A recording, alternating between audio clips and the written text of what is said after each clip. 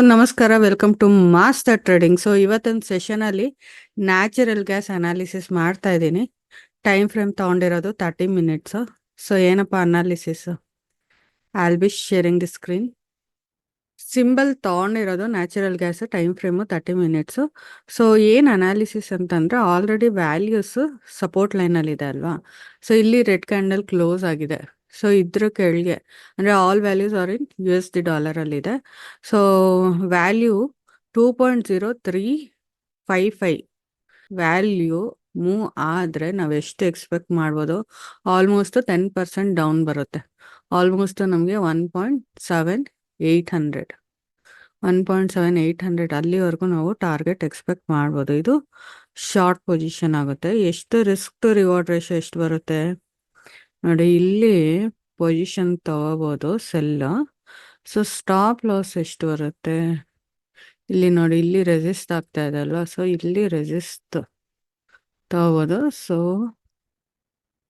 Target ಇಲ್ಲಿವರೆಗೂ ಬರುತ್ತೆ 1.7800.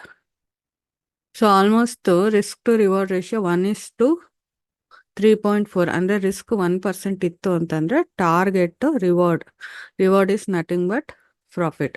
So profit ನಮಗೆ 3.4% ಬರುತ್ತೆ. ಸ್ಟಾಪ್ ಲಾಸ್ ಎಲ್ಲಿ ಬರುತ್ತೆ? Stop loss 2.1040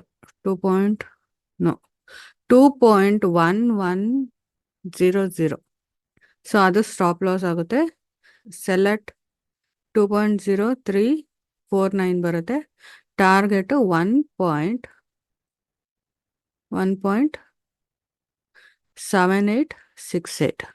so risk to reward ratio 1:3.4 ಬರುತ್ತೆ.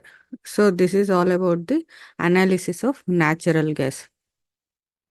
ಸೊ ನಿಮಗೆ ಟೆಕ್ನಿಕಲ್ ಅನಾಲಿಸಿಸ್ ಕಲಿಬೇಕು ಅಂತ ರಿಕ್ವೈರ್ಮೆಂಟ್ ಇತ್ತು ಅಂತಂದರೆ you can send a message to the Telegram link provided in the description. Thank you.